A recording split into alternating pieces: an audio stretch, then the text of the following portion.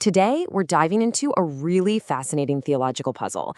I mean, it's a genuine mystery that touches on justice, free will, and this incredible promise of paradise that was made to a man who, let's be honest, had zero time to earn it. So the question is, how does a divine system of justice that requires proof handle a case where there's just no proof to be found? Okay, so let's get right into it with the big foundational question from our source material. The argument it makes is that for God, justice can't be some private, behind the scenes affair. It just can't. There's a really profound reason why judgment has to be completely out in the open for everyone to see. And right here, this is the heart of it. The source says that if God's judgments were secret, if nobody understood the reasons why, then all of creation could be left with doubt. They might misunderstand God's very character. And that, as we're about to see, would have massive, destabilizing consequences for, well, everything. So this first section is all about unpacking that core principle. We're going to explore this link between a public, evidence-based judgment and why our source material argues it's absolutely essential for free will itself to remain stable.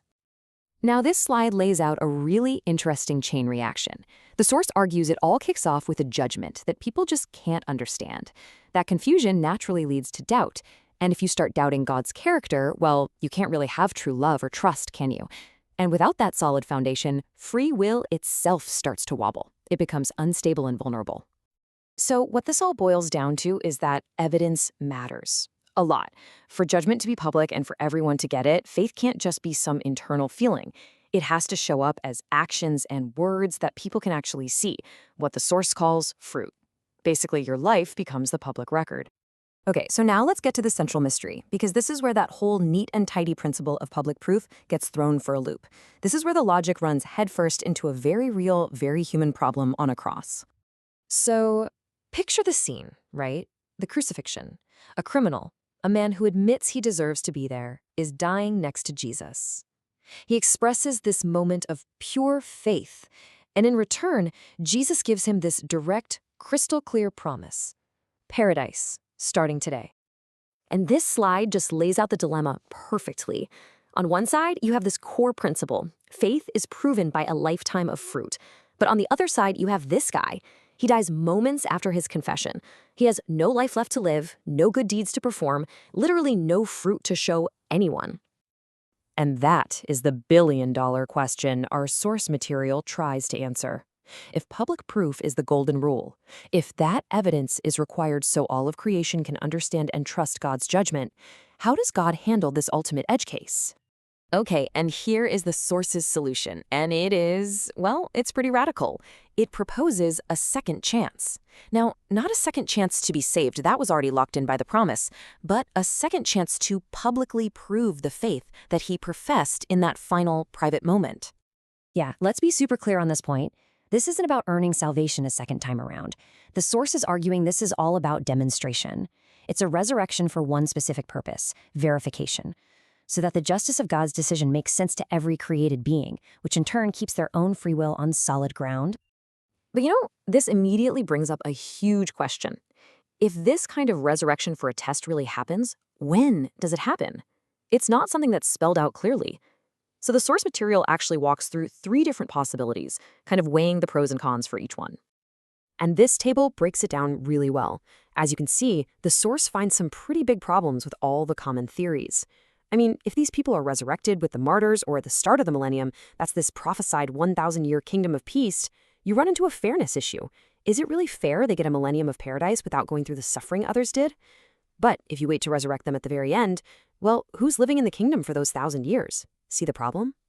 So with all these logical problems, let's get to the author's own solution.